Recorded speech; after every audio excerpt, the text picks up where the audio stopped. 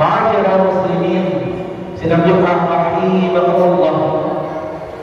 Di masa sekolah kita dahulu sampai sekarang, kita sudah tidak asing dengan istilah rapat. Rapat merupakan laporan capaian yang diterima peserta didik atas hasil belajarnya dalam kurun waktu tertentu. Hasil yang diterima adalah gambaran dari proses pembelajaran yang telah dilakukan peserta didik tersebut. Apabila ia rajin dan bersungguh-sungguh serta cepat melaksanakan tugasnya, maka rapotnya akan bernilai bagus pula. Akan tetapi sebaliknya, jika dia belajarnya malas-malasan, tidak sungguh-sungguh, malas mengerjakan tugas, bahkan tidak patuh terhadap gurunya, maka pasti nilai rapotnya pun akan buruk. Kehidupan dunia adalah sebuah tempat ditulisnya seluruh amal perbuatan manusia.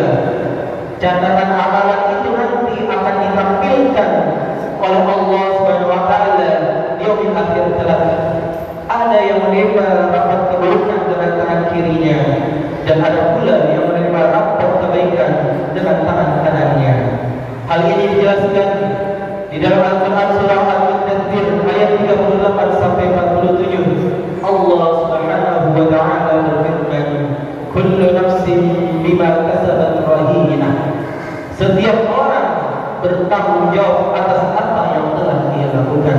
Ya ma'asyiral Jumat rahimahullah. Ayat ini ditujukan kepada orang yang mendapat rapat kebaikan, dan dia, ayat tersebut merupakan ditujukan kepada orang yang mendapat rapat keburukan, kecuali mereka yang berhasil melaksanakan ketakwaan dan iman pada Allah tentu keluar dari ayat ini. Semua diri bertanggung jawab atas apa yang telah dia lakukan, baik atas kebaikan maupun keburukannya, dan halnya sebuah keburukan itu pula akan dibalas dengan dihukum dengan adil seadil-adilnya oleh Allah Subhanahu wa taala di yaumil akhir kelak. Sebaliknya, orang-orang yang mendapatkan rapat kebaikan, dia akan termasuk di dalam ayat yang berikutnya, illa ashabal yamin, kecuali golongan kanan, yakni golongan yang mendapatkan rapat dari sebelah kanannya. Ma'asyiral muslimin rahimahullah. Insyaallah kita di surga nanti sama-sama dijumpai oleh Allah beserta para nabi dan rasulnya. Tentunya atas bekal, atas rasa ikhlas pada Allah Subhanahu wa taala, dan terus menyibukkan diri kita dalam ketaatan pada Allah dan Rasulnya. Kalau ketika kita di surga nanti, kita akan mendapatkan banyak sekali kebahagiaan yang tentunya kali ini hanya cerita saja.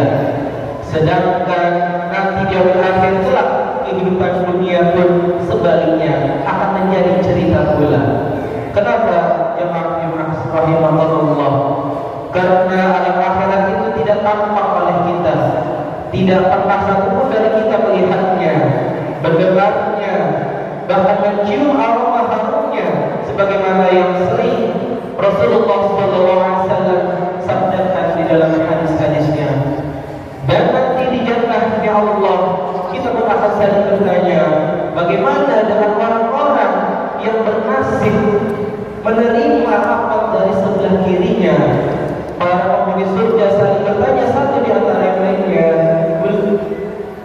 dan itu termaktub di dalam Al-Quran surah Al-Mudaththir ayat berikutnya, ma salakakum fi saqar, apa yang menyebabkan kamu masuk ke dalam neraka saqar?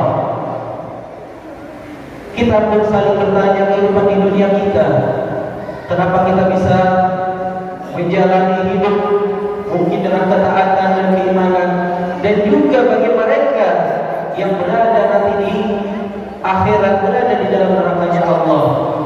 Dan juga digambarkan kondisi ini adalah orang-orang yang dahulunya Allah masukkan ke dalam neraka, lalu Allah masukkan akhirnya ke dalam surga. Maka ditanya oleh orang-orang yang dahulu masuk surga, apa yang menyebabkan kamu masuk ke dalam neraka sehingga harus mampir dulu ke dalam neraka, tidak langsung ke dalam surga? Masalahum fi saqar. Neraka saqar ialah tempat bagi golongan kiri yang menerima rapat keburukan. Dijelaskan dalam ayat sebelumnya bahwa neraka saqar adalah neraka yang menghanguskan dan membakar habis kulit manusia serta tulang-tulangnya. Penjaga neraka tersebut berjumlah 19, dikenal dengan malaikat Zamaniyah yang amat keras dan patuh pada perintah Allah Subhanahu wa taala. Kemudian para penghuni neraka atau mantan para penghuni neraka ini menjawab, qalu lam nakum minal musallin. Mereka menjawab, dahulu kami tidak termasuk orang-orang yang melaksanakan salat. Salat di sini yang kita ketahui yang wajib ialah salat 5 waktu. Ini tidak ada toleransinya jemaah sekalian. Apalagi kita laki-laki berbeda dengan kaum perempuan. Tidak ada toleransinya bagi laki-laki dewasa berakal untuk meninggalkan salat 5 waktu sekali waktu pun. Ma'asyiral muslimin rahimakumullah. Pertama, ialah golongan ini orang yang sulit melakukan sholat, bahkan bermalas-malasan melakukan sholat, padahal dia tahu akan kewajiban sholat tersebut. Sholat merupakan tiang agama yang kita ketahui bersama. Sholat merupakan amalan yang pertama kali akan dihisab oleh Allah Subhanahu wa taala.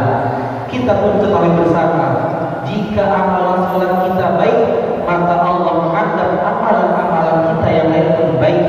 Tetapi sebaliknya jamaah sekalian, jika amalan sholat kita buruk, maka amalan-amalan yang lain pun Allah akan anggap buruk pula.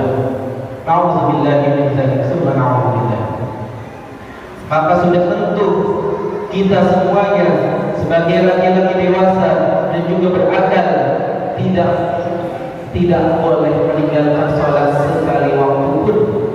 Tentunya kita sebagai laki-laki, dan kita juga ketahui bersama jemaah sekalian, amalan sholat ini merupakan amalan yang khusus. Kita tahu peristiwa Isra dan Mi'raj, sampai-sampai Allah berangkatkan hambanya yang mulia yakni Rasulullah Muhammad SAW untuk menjemput perintah sholat 5 waktu yang kita lakukan dari pagi hingga malam hari. Jamaah Jumat yang berbahagia, golongan kedua yang dia memasuki neraka saqar, yakni mendapatkan kitab amalnya dari sebelah kiri, yaitu orang-orang yang tidak mau memberi makan orang yang miskin. Di dalam ayat 44 yang berikutnya disebutkan, walam nakun nut'imul miskin, dan kami juga tidak memberi makan kepada orang-orang yang miskin. Bahkan di dalam surah Al-Ma'un yang berjumlah 7 ayat tersebut, orang yang enggan memberi makan fakir miskin disebut sebagai para pendusta agama. Hal ini menjadi perhatian bagi kita semuanya akan kepedulian sosial sangat ditekankan di dalam Islam. Islam adalah agama kasih sayang yang menjunjung tinggi nilai kepedulian. Apabila ada seorang muslim yang mengabaikan lingkungan sekitarnya, maka ia belum sempurna dalam beragama. Kemudian yang di golongan yang ketiga yang memasuki neraka saqar, yang mendapatkan amalan atau kitab amalannya dari sebelah kirinya, yakni golongan yang berbincang dengan tujuan yang batil. Wa kunna nakhudhu ma'al khairin, bahkan kami selalu berbincang untuk tujuan yang batil bersama para pembincang yang lainnya. Di sini penting juga bagi kita semuanya untuk sama-sama dapat menjaga lisan kita, lidah kita. Sesuatu yang keluar dari lisan kita bisa saja melukai perasaan orang lain, apalagi perkataan yang bertujuan batil seperti ghibah, fitnah, adu domba dan lain sebagainya. Jangan sampai karena bisa kita menjaga lisan, kita menerima rapat keburukan dan menjadi golongan sebelah kiri. Na'udzubillahi min dzalik. Ma'asyiral muslimin rahimakumullah. Dan yang terakhir yang memasuki neraka saqar adalah orang-orang yang mendapatkan kitab amalnya dari sebelah kirinya, yakni ialah orang-orang yang mendustakan akan terjadinya hari kiamat, yang mendustakan adanya hari pembalasan di sisi Allah Subhanahu wa taala. Allah Subhanahu wa taala kalimatnya, wa kunna nukadzibu biyaumiddin, dan kami selalu mendustakan akan datangnya hari pembalasan. Kita boleh bersama jemaah sekalian, hari akhir merupakan salah satu dari rukun iman yang harus kita yakini. Apabila mendustakannya, maka iman pun runtuh dan menjadi golongan penerima rapat keburukan. Orang susah percaya dengan akhirat karena akhirat adalah hal gaib yang belum dirasakannya, yang belum dia lihat, yang belum dia hirup aromanya. Namun kedustaan terhadap hari akhir ini akan terjawab dengan datangnya kematian kepada manusia tersebut. Allah Subhanahu wa taala berfirman dalam ayat berikutnya, hatta ata al-yaqin, hingga datang kepada kami, yaitu sebuah keyakinan yang nyata, yakni kematian. Ma'asyiral muslimin, jamaah Jumat rahimahullah, barulah ketika orang-orang merasakan ketimpanya kematian, maka dia akan sadar betul rupanya yang ada di kitab suci tersebut mutlak 100% benar adanya. Tapi sudah terlambat jemaah sekalian. Maka dari itu jemaah sekalian, jangan sampai kita termasuk di dalam keempat golongan tersebut, yang jika kita masuk ke dalam golongan keempat tersebut, maka kita terancam memasuki neraka sabarnya Allah dan mendapatkan kitab amal perbuatan kita dari sebelah kiri kita. Barakallahu li wa lakum fil Qur'anil 'azim wa nafa'ani wa iyyakum bima fihi minal ayati wa dzikril hakim. Aqulu qawli hadza wa astaghfirullahal 'azim li wa lakum wa lisairil muslimin wal muslimat fastaghfiruhu innahu huwal ghafurur rahim.